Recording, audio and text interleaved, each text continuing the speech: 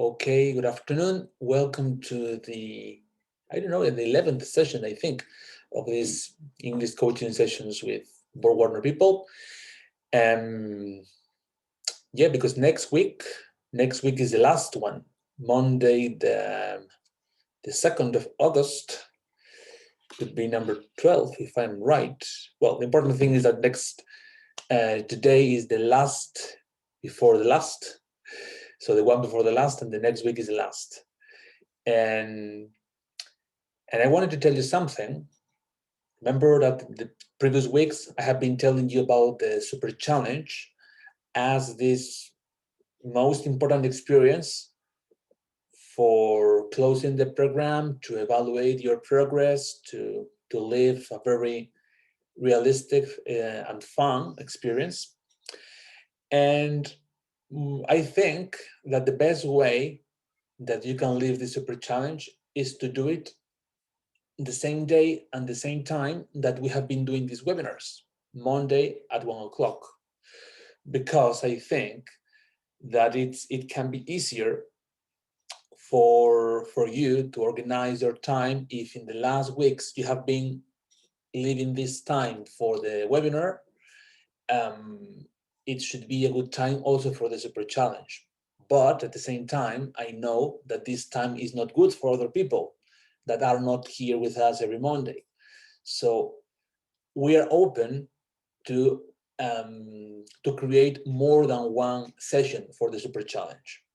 So, in other words, remember that you have until the 5th of August to complete at least 75% of the sessions that you have available, that you have been having available for these 3 months, including the Monday session, this webinar that is recorded and you can watch on the platform and do the exercises sometimes, and your a la carte session that you can enjoy every week. Altogether, you should count 75%. Those who reach that number, that figure, would be qualified for the Super Challenge, the final evaluation or experience. And we are opening, like I said, on Monday, August the 9th, at this time, 1 o'clock, one group for these people that is, more comfortable for you to attend at this time. And we will be open and we will contact the other people that have this 75%, so they are qualified for the Super Challenge, to see if Monday at 1 o'clock is a good option or we need to create another one. That would be no problem. The important thing is that you participate. The important thing is, first of all, is that you reach the 75% before August the 5th, and that all those who reach that objective participate in the Super Challenge. Hope that the more the better, and I am sure that is going to be, the best of these 3 months for you. It will be a very good way to close this training, to prepare yourself for the continuation in September, and especially to enjoy the satisfaction that your dedication and your effort gives clear results. Today, well, as we have been doing in the last weeks, little by little, we are getting closer to the Super Challenge, because the activities, as you can see, are more and more realistic, more and more practical. So they are like little simulations or merely challenges, so you can feel stronger for that Super Challenge at the end of this program. Last week we were working on the idea of meetings with the electric car and the hybrids, etc., combustion cars. And today I would like to continue with something related to your sector, to the automotive sector. I know that sometimes your positions are very specific and it's difficult for you and for everybody to have a wide view of your sector, of your market, even of your company sometimes. But well, it's a way to be somehow talking about your industry. And I like very much when you are not experts in what you are talking about, because it's a way to test one important technique from the point of view of English coaching, which is the confidence, and which is to project conviction when you speak English. And I say this because I think that from the point of view of the training, a very good way to demonstrate to yourselves that you can be convincing when you speak English is to try to be convincing when you are not an expert in something, or when you are not sure, 100% sure of what you are saying, or sometimes even when you are not telling the truth.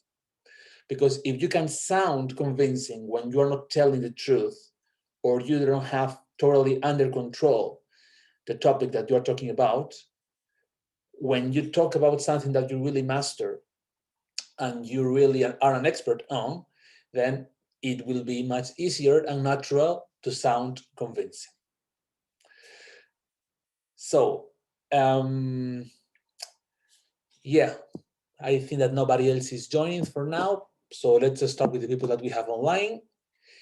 And then the instructions are very simple. I think that we should have to do at least 2 activities, or 2 parts of the same activity.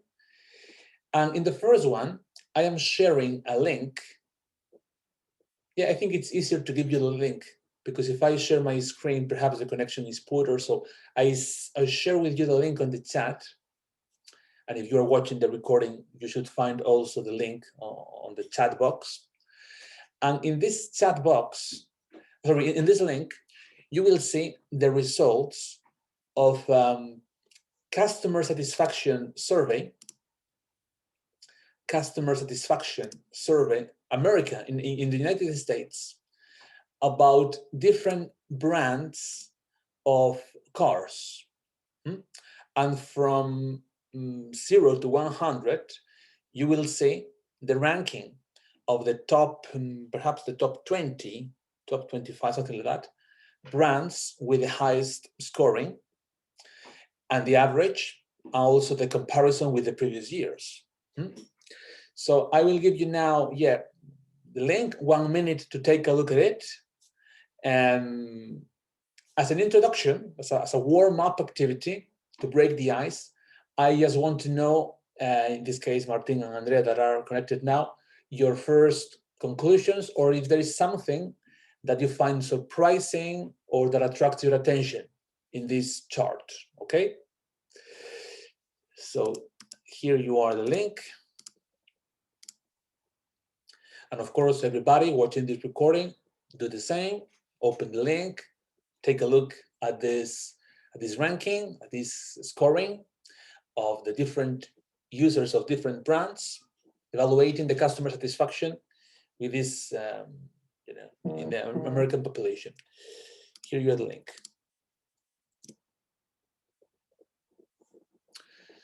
So 1 minute, and I would like to know your first impressions or feedback.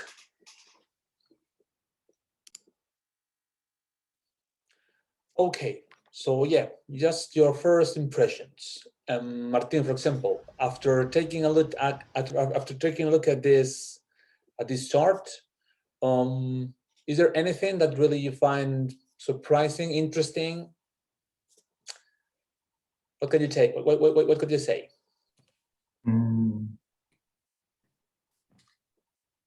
I find surprising that there aren't data for all manufacturers from all years. What do you mean? You mean some brands? Yeah, for example, Audi, Volkswagen, there is data only from 2014 until now. Yeah. And from other brands, there are data from 95. I don't know the reason. I don't know if it has something to do with the own logistics of the organization of the survey or what, but it's surprising. And in terms of them, let's say the scoring, the results, anything that attracts your attention? Just numbers in a table. I mean, if this was a graph, maybe it was easy to read. I don't know. But I mean, because you can see that the first position is Lexus, and Yes. second Mercedes-Benz. So if the first positions that you find in the chart are, match with your criteria, with your experience, or with your expectations, or you find, or vice versa, the brands that are under the average, it's something surprising for you, or what?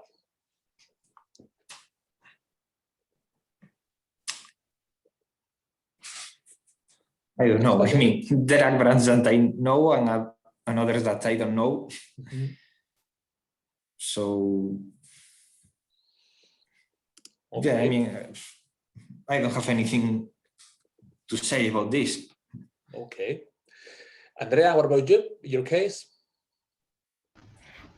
Sorry, I have problems with the link, and I have to search manually the chart. So I just open.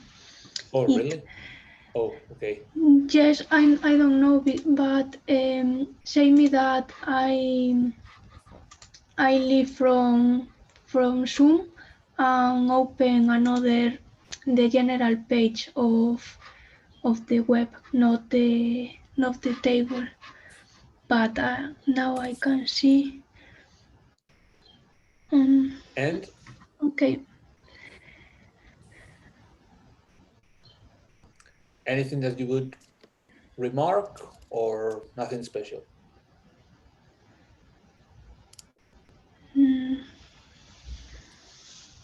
Nothing special.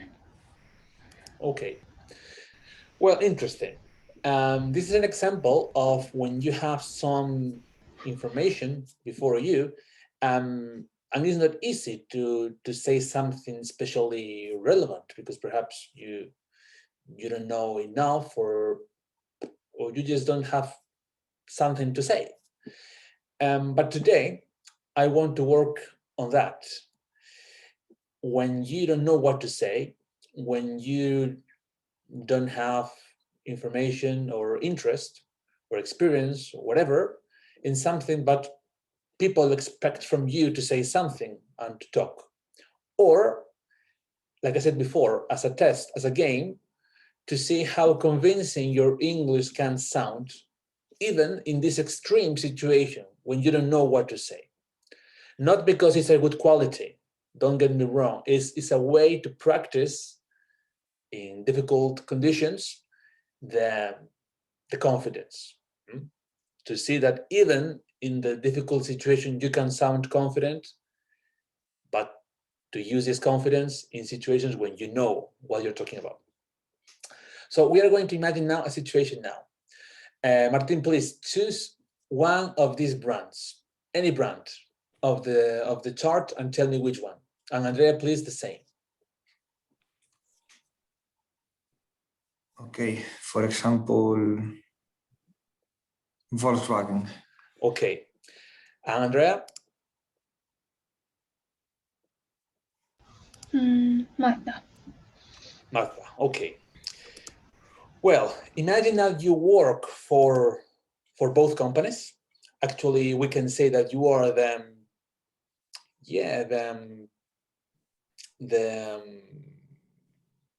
I don't know what the exact position would be, but like the general manager of Volkswagen and Mazda in the United States, because it's a survey in America.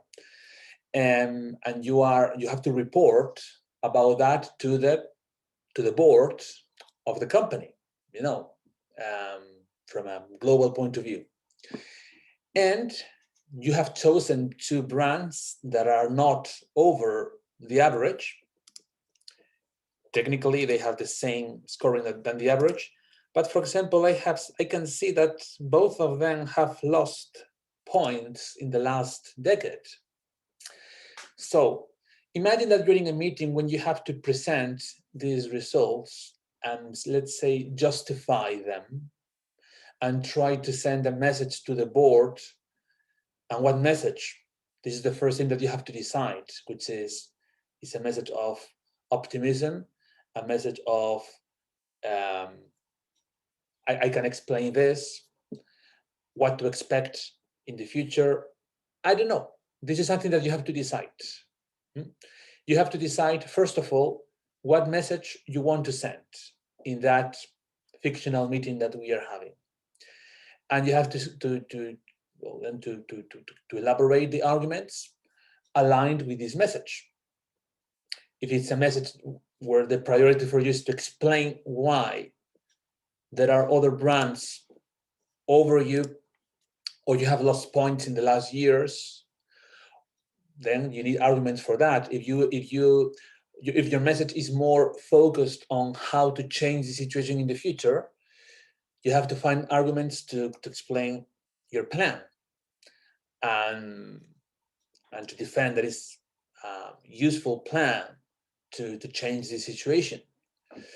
If it's a message to try to impact in the reception of this message, so basically, I don't know, trying to, I don't know, just to do both things. Like on the one hand, let me tell you that, but on the other hand, let me tell you that, because the important thing is that we do this. Well, like I said, I feel free to choose the kind of message and arguments that you choose. The only information that you have is this data. Beyond that, everything is your creation. If you don't have enough information about Volkswagen, Mazda, the market, etc., to elaborate a consistent argument and answer, of course, you have to invent it. And in this exercise, you are authorized to invent as much as you want to. The only important thing is that it sounds realistic to a person in the industry, and that you say it believing that what you are saying is the truth. And let's see how it goes. Martin, Andrea, do you understand these instructions? Yes. Yes. Any questions about this before starting? No. Okay. In both meetings, I will be like the main person that you report to, and each one of you will also be a participant with, an important position in this board of directors. And so it will be a mix of presentation and meeting, more presentation, the kind of presentation where you have the turn to speak and people listen to you because it's your time and you expose your ideas, but then you have to answer questions. So more than a meeting is a presentation with questions. And if Martin is in his presentation and Andrea is listening, Andrea can ask questions to Martin as if she was a director at Volkswagen at that moment. And then we change the roles. We're in a Mazda meeting, Andrea making the presentation, and Martin with me as members of the board asking her questions.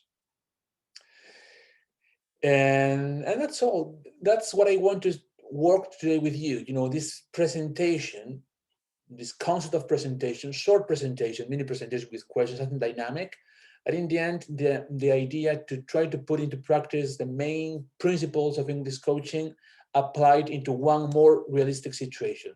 The presentation, my idea, my plan, my strong points, my interest in driving the conversation to this aspect and not to this negative aspect, to attract the attention of people here and not there, to have a quick reaction in the questions and don't change my tone. If my tone was confident in the presentation, to keep the same tone and conviction in the questions. Thinking fast, of course. I think it's a very interesting practice. Difficult, but the kind of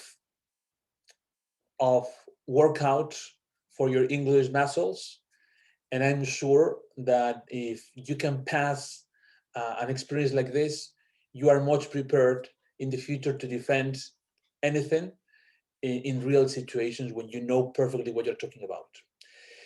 So if you're watching the recording, I recommend you to do this practice, to take your time now to think, how would you say it? What would you say? How would you manage the situation? And then Andrea and Martin will have 5 minutes here, or a little more if they think it's necessary. I have no problem to extend a little bit more the preparation and to do it well, this activity. And then I will be back to start with those 2 meetings. And the feedback later, and we have time. One more activity at the end. Andrea, Martin, ready to start? Yes. Okay, so your preparation, Andrea, yes? Everything okay? Yes, yes, yes. Okay, the prep time starts now, and yeah, I will be in contact with you, but yeah, of course, minimum 5, 6, 7, it's okay, 10 if you need it. Good luck. Okay. Okay, so now you take over, Martin, and here we are, listening to you when you want to. Okay, so first of all, welcome Andrea and David to this annual review meeting. We are going to check the benchmarking for our company created by the American Customer Satisfaction Index. As you know, in this index, our company is rated in a lot of variables like quality, warranties, and general satisfaction of the final customer. We are going to start from the first year of this benchmarking, where we have data available, that is 1995, where we got a solid 74 points that we increased in the following 8 years in a constant growth. This was a successful start thanks to our great employees. In the following 15 years, we maintain this good score. And now it's time to make some autocritics for the year 2019, because we have a drop to 77 points. This was caused by some problems in a local plant, but we react quickly to solve these problems. And it was visible in the next year that we start with the recuperation. And I am confident that we will continue growing this year and in the following years. So if you have any comment, let me know. Andrea?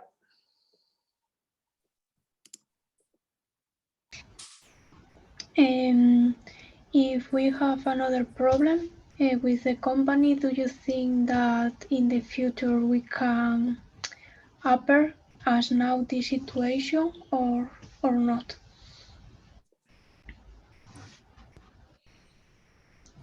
I am confident that we won't have the same problem again, because we solve it and we prepare some procedures to avoid this problem in the future. Now the question could be that a different problem could happen. And if this was the case, I'm sure that we will solve it also, like we did in the past, and continue advancing to the future. Okay.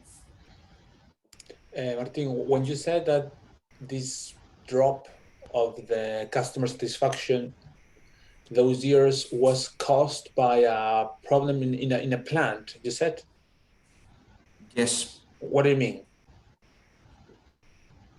I mean that this plant had some issues with the supply of the components. Which one? It was a component placed in the front of the car. Some plastic component that hold the light in its position. Okay, and then how many cars were affected by that? 2,000 cars. But during, sorry? yeah, During? yeah, 2,000 cars in total. There was a problem. I mean, the majority of these cars affected happened during the first days, but we improved and we apply some patches so we can continue with the production in the first week until we get to a final and definitive solution. But don't you think that the main reason of this drop in the last years is because the crisis with the diesel cars in the United States? You know, the problem that we had in 2015. No, I already told you that it was a problem with some plastic component that was holding the light in place, and this was blocking the production chain. So we weren't able to supply cars to the market. There is no relation with the diesel issue. Well, I don't know. In 2013, 14, 15, we were over 80, and just in 2015 we fell to 80, and the following years even under 80. So, well, I think that there has to be some relation, don't you think? It was exactly in 2015 when the worst results started. Okay, let me check again the data. Andrea, what do you think? Yes, I will ask to Martin if he think that the customers will be confident with Volkswagen in the electric cars. So I think the same, that it can be a problem because there are another companies that are working a lot in this, and I don't know if we could solve this situation. Okay, going first to the first question. This general issue with the diesel happened to all companies, and it was a general drop for the complete automobile industry. So it's not an isolated and pointed case to our company. And going to the next point, that is the electrification. With the electrification, we are separating us more from the diesel combustion engines. So that is a problem that should be away. We have been developing our platform for the electric vehicle during the past 10 years. So I think that we won't have any problem in the future and with our competitors.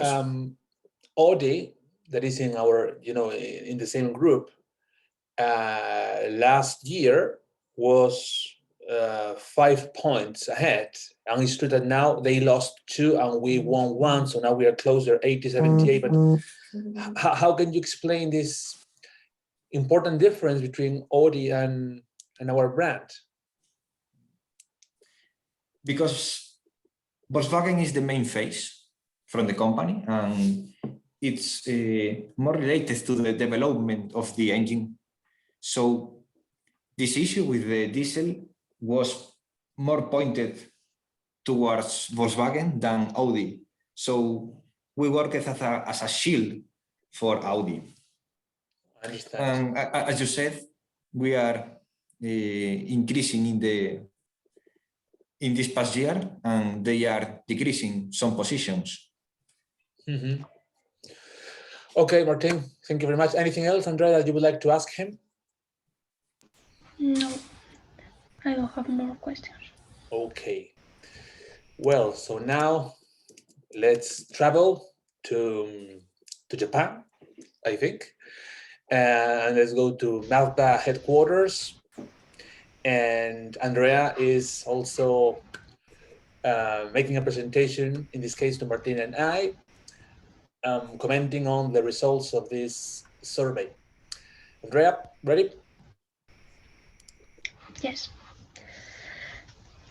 Okay, so welcome to this meeting. Here we will revise the statistics of benchmarking, where we analyze the satisfaction of the customers with our cars. So as you can see, in the historic line, we keep a constant line, and we are now in the same point that we beginning. So I think that it is very positive, because it's true that we have variance, but most the time we are constant. I would like that you focus in another Asiatic competitors as we have, as for example Toyota, Lexus, all of these. They are upper than us, but as you can see, we are in a moment of increase of our quality. Since the point of view of our customer, of clients, sorry. And as you can see, we are increasing, but our competitors are decreasing. So I think that it is a good point, because I think that the clients are more confident with Mazda than with another. And I think that it is very good for us, because we are working a lot in this. We are in line with the medium of the automobiles. So I think that it is a good point too. And I think that if we keep working as now, we can increase, and maybe we can be at the same level that our higher competitor can see Toyota, for example, as an Asiatic supplier of automobiles. It is all. Martin? Yes. One question, Andrea. How do you explain that we were below the average value for the automobile industry 20 years ago, and we are still below the average? Sorry, I don't get you. Yes, we start below, but now we are working a lot. We are now at the same level of the average of the market. So I think that it is a good point, because we are working a lot in increase our results and our general quality in all the points. Okay. Well, I understand that it's an interesting perspective. Well, it's good to see the stability, that we are there, but well, perhaps the result that we want to see is not only that we are stable or that we are in the average. I guess that our objective is another, right? It's interesting that you say this comparison with the other Asian brands, but I think that the most important thing is to understand why, because it is true that if you see Toyota, Subaru, Honda, etc., all of them are losing points. But my question is, do you know why? Because we can have the same problem if we don't know why they are losing points and we are increasing. I think that the problem was that Mazda, as Japanese supplier of cars, start later. This table is from USA, so start later than, for example, another competitors to commercialize the cars in USA.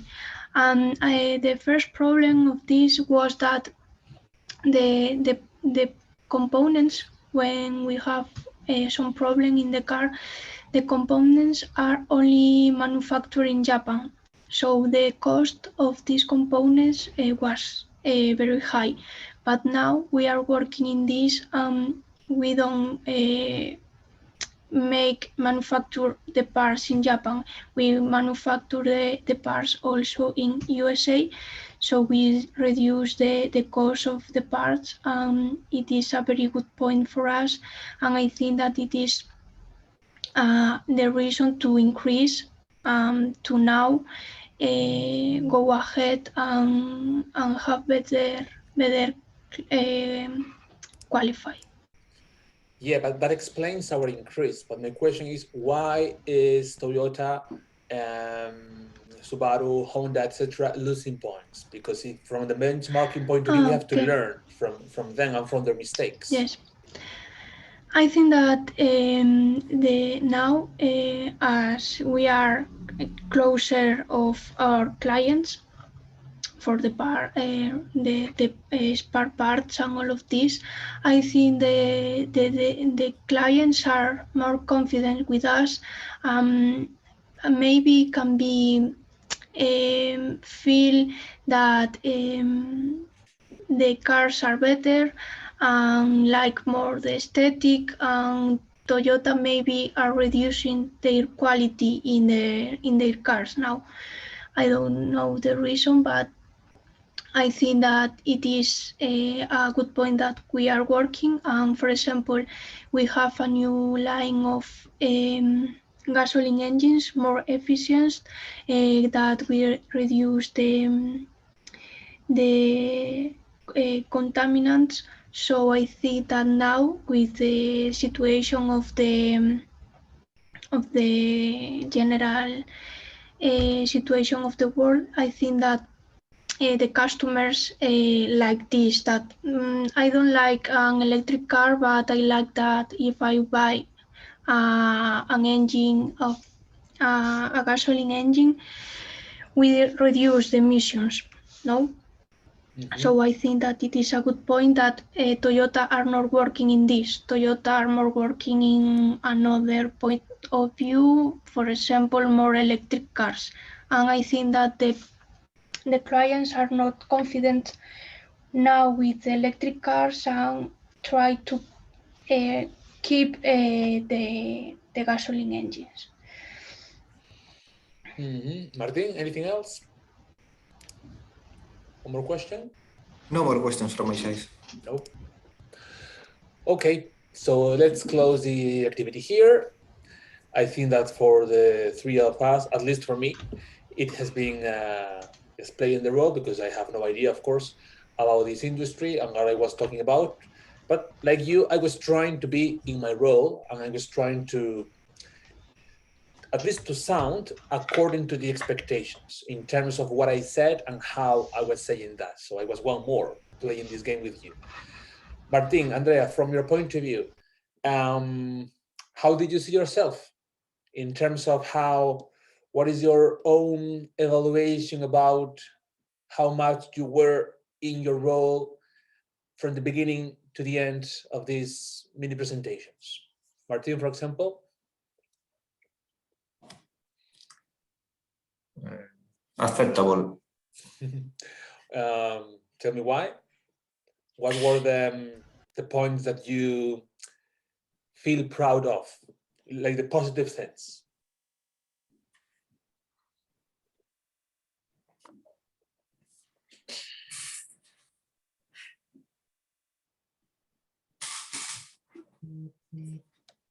I don't know. Oh, I mean, Andrea, in your case? I think that I start okay, but with the pass of the meeting, I think that I transmit that are not confident with my position.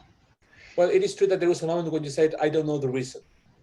I don't know the reason why they are losing points. Well, yeah, finally, one sentence here or there, yeah, has an impact.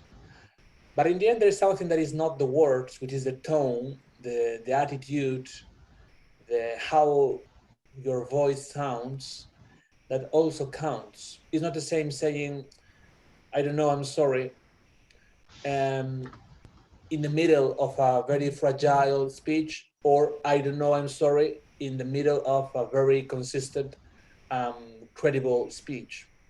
So I think it's more important the tone. Some little, considerations before closing, because we're running out of time. First, you can see that in these sessions, normally I don't work too much on the corrections with your English. It's something that we do more on the other sessions. The main reason is because, first, they are not so critical, and second, because I want to focus more on the action and the development of your confidence and your fluency in these activities. It is true that there are some mistakes here and there, but well, things that probably and you make the mistakes because you're speaking fast, like the words average, for example, statistics, etc. Second, it is interesting in my experience, especially with English coaching, that when you ask people about the negative points, normally people have an answer. It's like, my pronunciation is bad, I have problems with vocabulary, etc., the fluency. But it's much more difficult for people to remark the good points when they speak English. So when I ask you, what were the positive things? My experience is that it's more difficult for you. And I think it's an interesting thing to talk about and to at least to think about. And I recommend you to start being more analytic and fair with your strong points, because you do things well in English. And Martin, for example, was talking about a problem in a plant. This problem in a plant was true? No. Okay. Everything invented.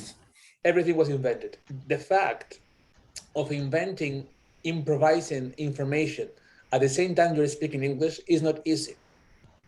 It's not easy. And he gave me a number of cars and a specific component in a car. Of course, this is not a technique for the real life. In a real life meeting and presentation, you have to tell the truth. And if you don't know, of course, you have to manage the situation the best you can by telling the truth. In this case, you could invent. But don't forget that the capacity to invent and to improvise requires mental agility and thinking fast. And this in English, when you are focused and stressed, perhaps, because you are using English and you have to speak fast, is not easy. So when you do it, give it importance, because it has importance, and it's an extra point for your English and for your confidence for the future. It's like, well, if I can do that, I am prepared for the difficult things in the meeting. And my voice or my tone, my fluency was not very different between my speech and my reaction in the questions. Because Andrea could be critical with herself, but I would also like you to be positive with the points where you were more brilliant, because you were, and it was like solid and professional presentations, I think. So yeah, this is my little recommendation, that every time that you speak English, at least, or of course anything in life, that you also have this moment to say, okay, 2 or 3 things that I think I did well, and I need to continue in this direction. Not perfect, but well, I need to continue in this direction. Good job. Personally, considering all, I think that Martin and Andrea today were really focused on the role. That is very important. The concentration of now, I am working for Malta and I have to find the best positive message in this situation and try to send this message in this mini meeting. Good job. With these little practices, we are closer to feel more confident in English, and I hope that the challenge experience at the end of this languaging program will be also successful. Martin, Andrea, anything else before closing this session today? No.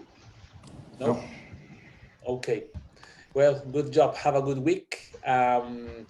Hope to see you also, remember, on the platform with the recordings, on the website with the Área Privada and all the information. And if you want to go here, Black Widow, the new Marvel movie that we will be commenting this Thursday at 4 p.m. on Linguagym TV. Have a good day. Good luck, everybody. Bye. Bye-bye. Bye.